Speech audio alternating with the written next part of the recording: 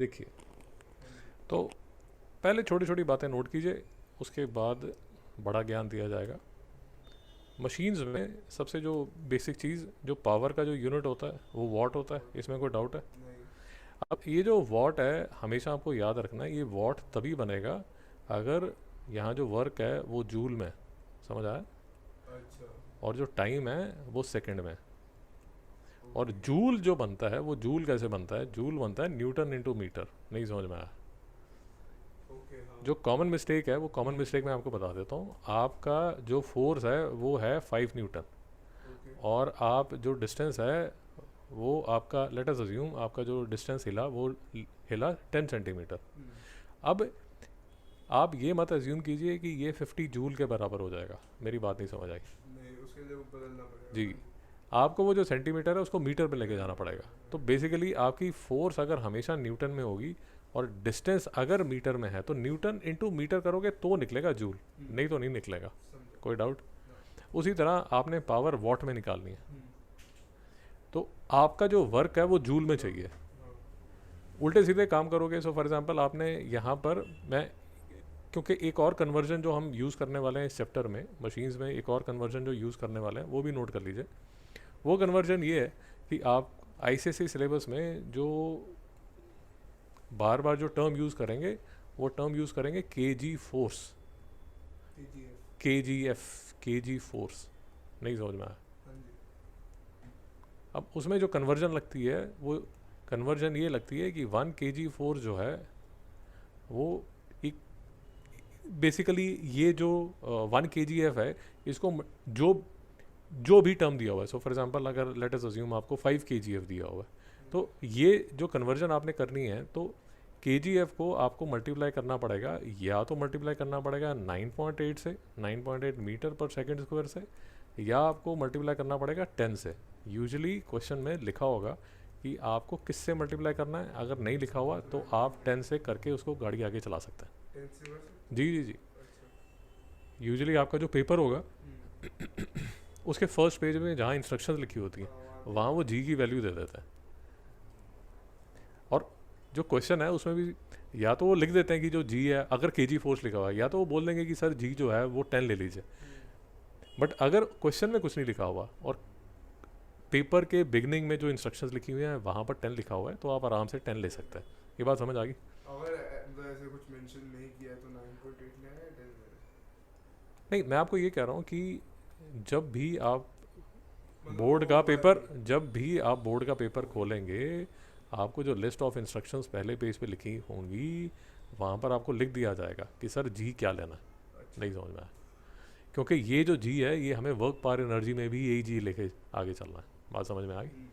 तो यहाँ पर वो लिख देंगे।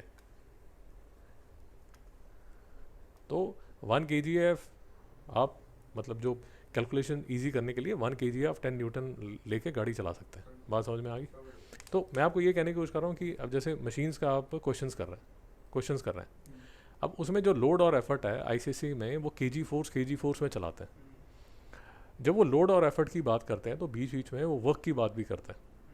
जब वो वर्क, क्वेश्चन देखेंगे, जब वो वर्क की बात करेंगे, तो आपका लेट अस अज्यूम जो एफर्ट है वो आया के जी फोर्स में, हाँ। और जो वर्क आपने निकाला, लेट अस अज्यूम एक छोटा सा एग्जांपल ले लीजिए। सो फॉर एग्जांपल आपने, लेट अस अज्यूम आपने जो लोड निकला वो आपका निकला 10 kgf। मेरी बात समझ में आई? समझ गया। अब आपने क्या किया, हीरोपंती करके, ये जो लोड है, अच्छा, another thing that you need to understand is, ये जो लोड और एफर्ट लिखा हुआ है ये बेसिकली फोर्स है। ये न्यूटन में या केजी फोर्स में लिखी जाएगी। मेरी बात नहीं समझ आ रही? हाँ जी। आईसीएससी वाले इसको केजी फोर्स में लिखते हैं। आईसीएससी वालों की आदत है वो केजी फोर्स को छोड़ते नहीं है, और मुझे नहीं समझ आता क्यों नहीं तो छोड़ते। न्यूटन को KGF में कैसे जी कन्वर्ट जी जी, करेंगे? तो आपको केजी फोर्स को किस में कन्वर्ट करना पड़ेगा? न्यूटन को, न्यूटन में। क्या फैक्टर लगा के, जो मैं, जी ये वाला। जो जी वाला, और मैं आपको ये बता रहा हूँ कि इसमें अगर 10 मीटर पर सेकेंड स्क्वायर लेके ओके। करेंगे तो आपकी जो गाड़ी है वो ईजी हो जाएगी। हम्म। कोई डाउट है यहाँ तक सर? ना। पक्का? हाँ जी। अब मैं आपको ये बताने की कोशिश कर रहा हूँ कि कोई क्वेश्चन आया जिसमें उसने लोड निकालने के लिए बोला, आपने लोड निकाल भी दिया, फिर उसने बोला कि यार वर्क डन कितना हुआ। हाँ। तो वर्क डन में आपने क्या किया, ये वाला 10 kg फोर्स लेके डाल दिया यहाँ पर, फोर्स में। और इसको कर दिया मल्टीप्लाई कर दिया मीटर से, और आपने ये एज्यूम कर लिया कि अब मेरा जो वर्क है वो जूल में आ गया। ऐसे नहीं होता, नहीं समझ में आया? KGF करके बताऊं क्या? न्यूटन में कन्वर्ट करने हाँ हाँ हाँ, मेरी बात नहीं समझ आ रही। एग्जाम्पल देखना है क्या? नहीं देख ही लो, 2 मिनट लगेंगे। देखो ये देखिए, ये पुली है, वेलोसिटी रेशियो 6 की है, जो लोड है 180 kgf है। अब पहले तो समझिए कि लोड जो है वो 180 kgf है। Through a vertical height of 30 metre effort requires is 50 kgf which is applied in downward, calculate the work done. बात समझ आई बाबू? वर्क डन निकालना। अब जो वर्क डन किससे निकालना है? एफर्ट का निकालना है। मेरी बात समझ में आ रही है? वर्क डन किसका निकालना है? तो एफर्ट का अगर हमें वर्क डन निकालना है तो जो एफर्ट है वो हमें दिया हुआ है 50 kgf।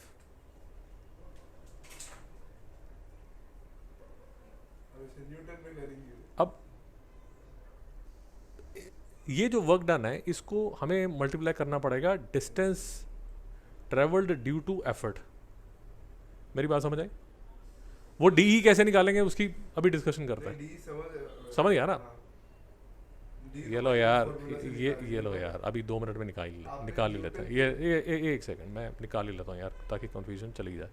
वी आर जो है वो 6 के इक्वल है, और जो वी आर है वो किसके इक्वल होता है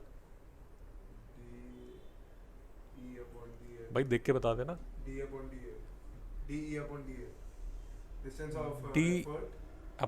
डी एल। यहाँ तक समझ आ गया? अब जो pulley with velocity is used to lift through a vertical height, जो ये जो 30 मीटर दिया हुआ है,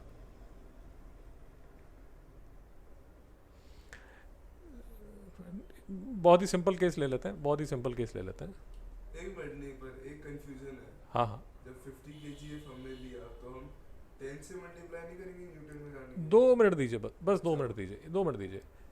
यहाँ पर आप लगा रहे हैं एफर्ट, और ये जो एफर्ट है इसकी वजह से आप ऐसे नीचे डी मूव कर रहे हैं, और आपका जो लोड है वो जा रहा है ऐसे ऊपर।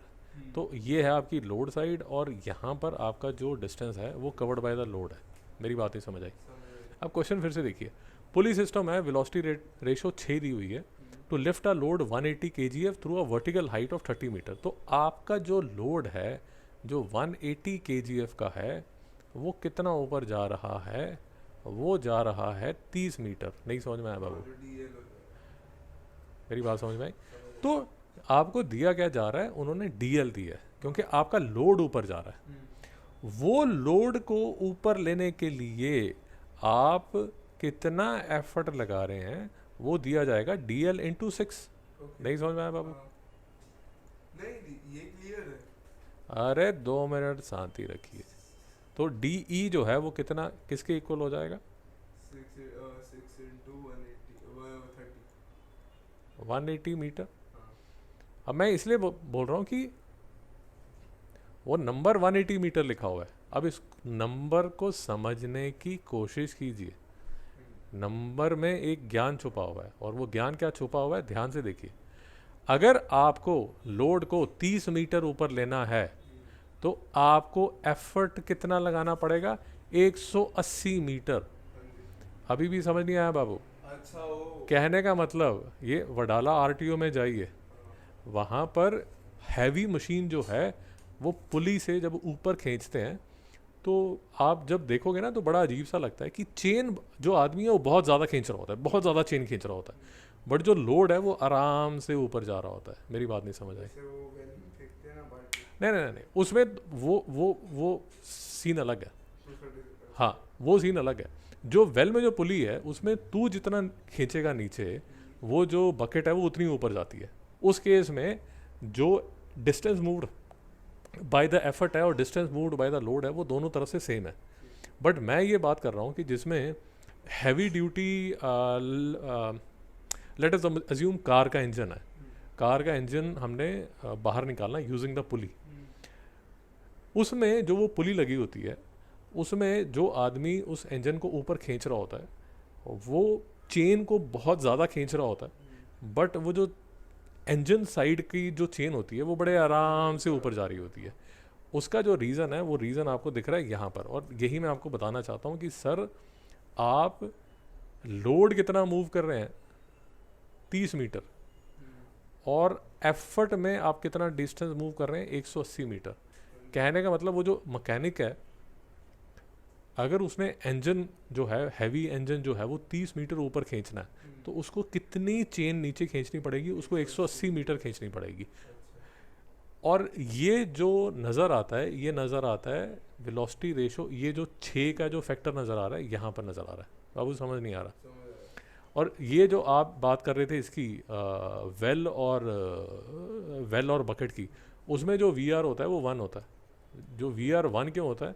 क्योंकि आप जो VR6 है मतलब उसका 6 चेन ये नहीं, आप ऐसे मान लीजिए, हाँ वो जो उसमें कितनी अंदर, उसके अंदर पुली के अंदर कितनी है वो कल के लेक्चर में कर लेंगे, बट आज आप सिर्फ ये अप्रिशिएट कीजिए कि अगर VR 6 है तो आपको जो चेन है उसको 6 टाइम्स ज़्यादा खींचना पड़ेगा, 6 टाइम्स ज़्यादा खींचना पड़ेगा ताकि आपका जो लोड है वो 30 मीटर ऊपर जाए। नहीं समझ में आया? यहाँ तक बात समझ आ गई? सो ये थोड़ा सा एक ज्ञान छुपा हुआ है यहाँ पर। और अब वापस आते हैं जो ज्ञान अभी हम जो डिस्कस कर रहे थे, वो ज्ञान हम डिस्कस कर रहे थे यहाँ पर कि work done by the effort 50 kg force, ये मैं लगा रहा हूँ एफर्ट, और मैं जो डिस्टेंस मूव कर रहा हूँ वो डिस्टेंस मूव कर रहा हूँ 180 मीटर का। यहाँ तक बात समझ आ गई? Okay.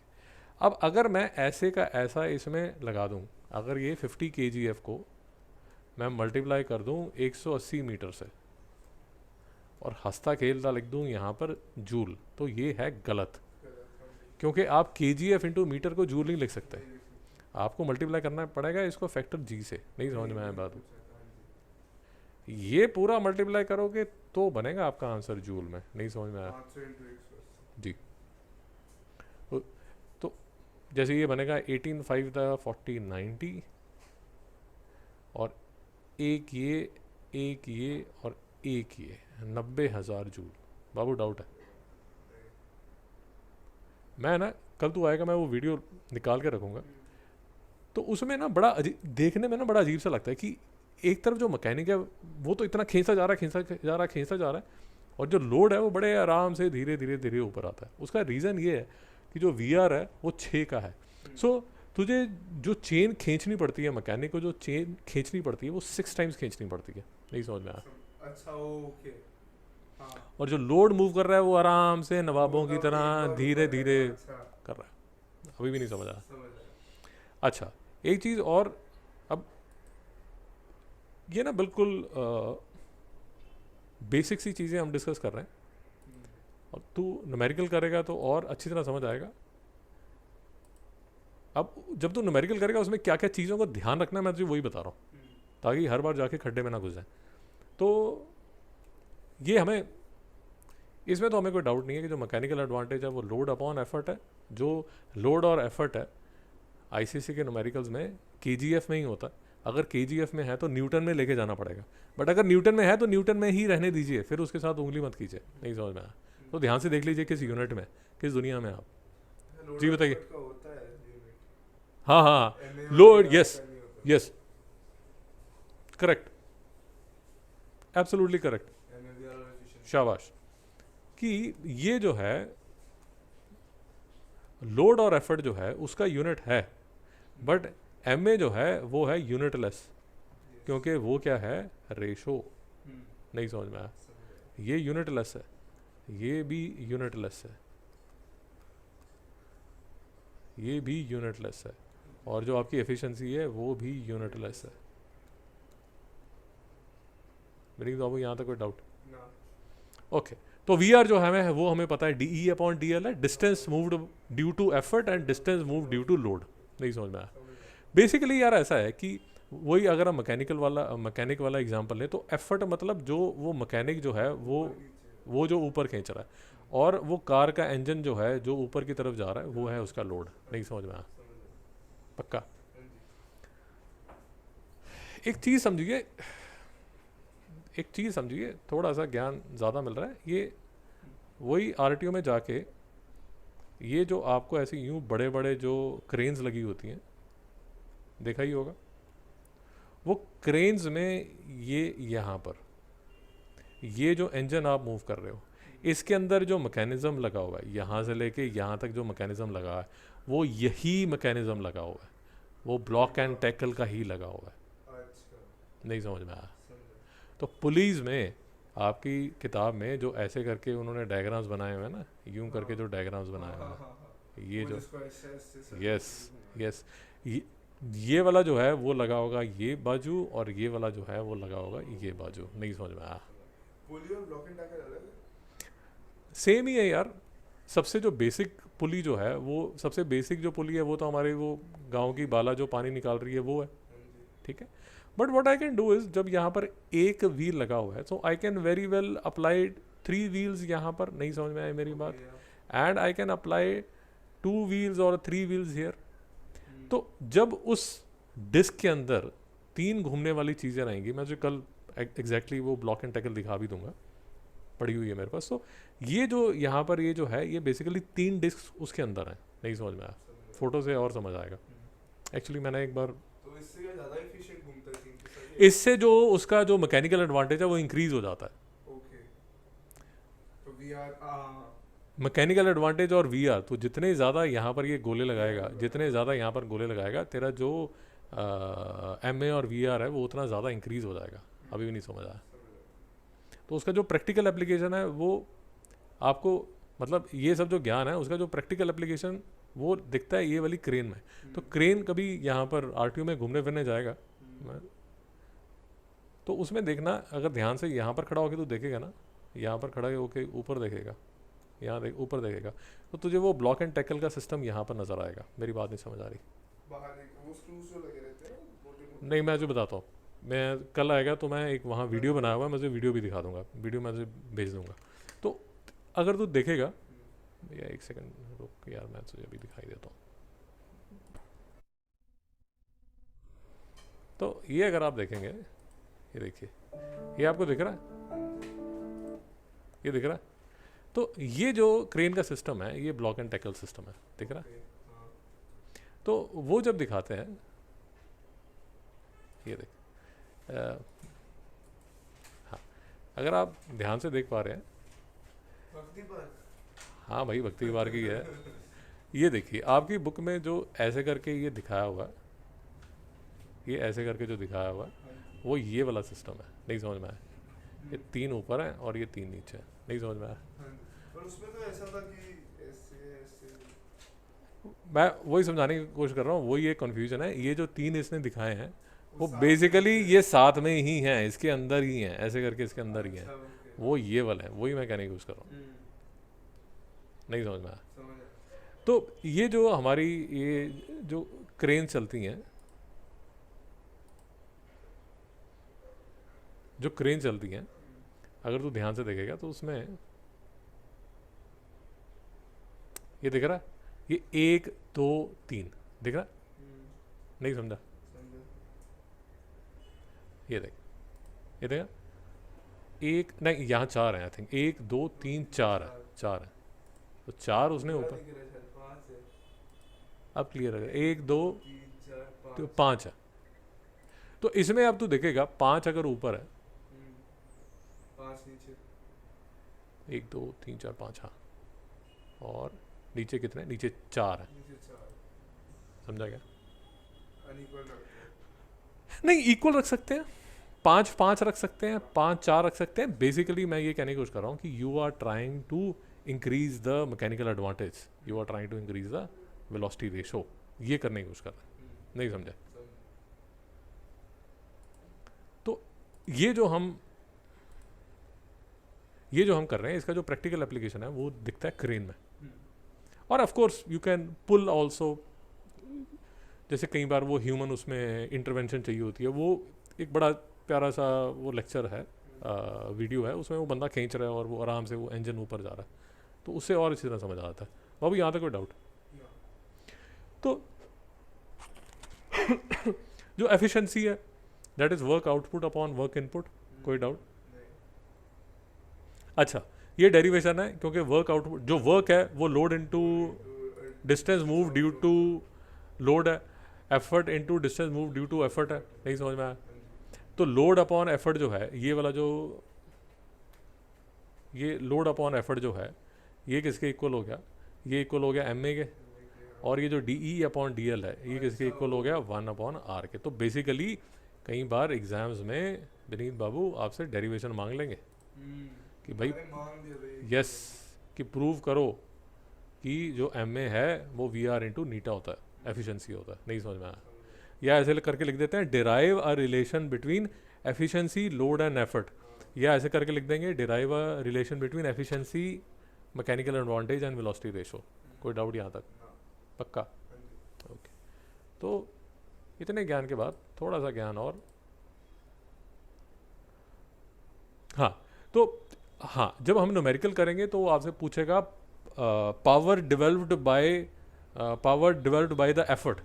So power developed by effort, अगर आपको बात समझ आई, आपने फॉर्मूले यूज़ करके तामझाम करके आपने एफर्ट निकाल लिया, ये आपको चाहिए होगा, एफर्ट निकाल लिया। अगर ये अननोन है, या आपने डिस्टेंस बाय एफर्ट निकाल लिया। तो अगर पावर डेवलप्ड बाय एफर्ट निकालना है तो आपको एक तो एफर्ट चाहिए, एक साथ में डिस्टेंस चाहिए। डिस्टेंस और एफर्ट को मल्टीप्लाई करोगे तो वर्क बाय एफर्ट आएगा, और work by effort upon time अगर आप करोगे तो आपके पास आ जाएगी पावर। नहीं समझ में आया? कोई डाउट है? ऐसे क्वेश्चंस कैसे पूछे जाते हैं? आई एम सॉरी, हाँ, ऐसा क्वेश्चन कहाँ पूछे जाते हैं ये भी मैं दिखा देता हूँ। ये हाँ, अगर आप ये वाला देखेंगे तो इसमें जो क्वेश्चन नंबर 2 है, calculate the power developed by the effort, समझ आया बाबू? तो इसमें जो power developed by the effort है उसमें ये देखिए, जो टाइम उठाना है वो टाइम ये 10 सेकंड उठाना है। नहीं समझ में आया? पक्का? हाँ जी, ये लिखा हुआ है 10 kgf। अब आपका जो ये लोड है या एफर्ट है, हैज अ लोड, तो आपने जो एफर्ट निकाला वो ऑटोमेटिकली आपका kgf में ही आएगा। समझ आया? एफर्ट जो है वो kgf में ही आएगा।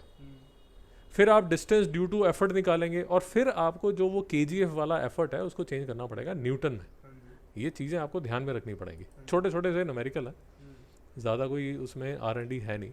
या अगर एक और न्यूमेरिकल भी मैं देखता हूँ यार, एक सेकंड, शायद एक और न्यूमेरिकल भी है जिसमें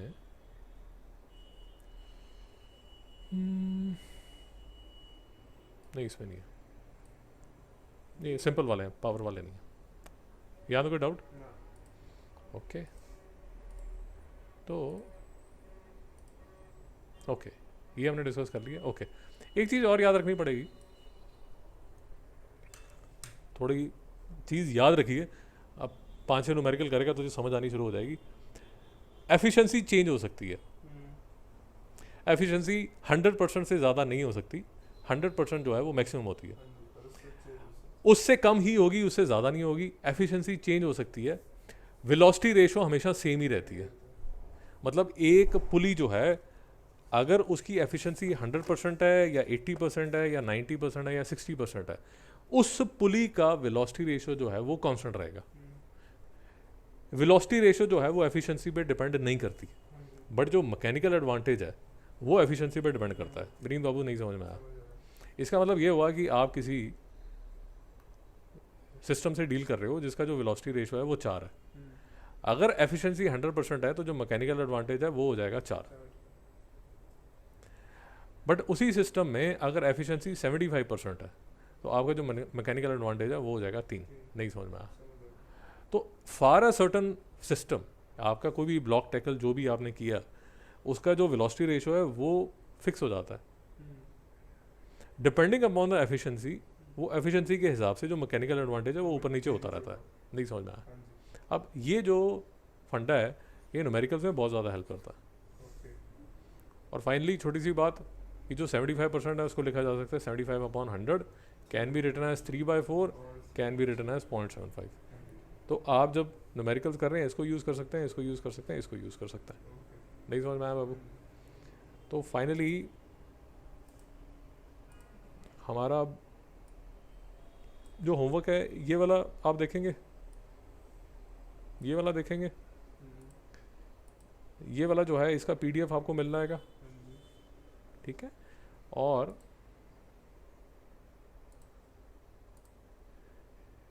ये जो पीडीएफ है, ये जो न्यूमेरिकल्स है, ये आपको कल करके लाने हैं, हाँ जी, कोई दुख क्लेश वेदना। नहीं, तो मैं बेसिकली ये कहने की कोशिश कर रहा था कि ये थोड़ा तो न्यूमेरिकल्स कर लेगा तो इसको भी डिस्कस कर लेंगे, मैं इसको इनिशियली डिस्कस नहीं करना चाहता।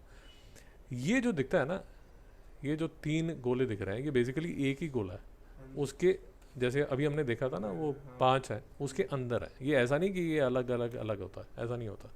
नहीं समझ में आया? समझ आया, कोई दुख क्लेश वेदना? नहीं, एक्चुअली यहाँ उसमें सेलिना वाले ने नहीं लिखा है, दूसरी किताब वाले ने लिखा हुआ है कि ये एक बड़ी कन्फ्यूजन है।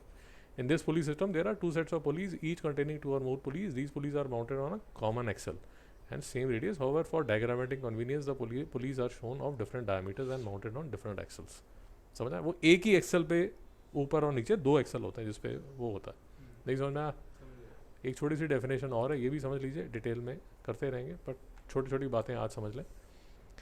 जो हाई प्लेटफॉर्म है उसको बोला जाता है ब्लॉक, और whereas the set of tackle attach to the load is called the tackle.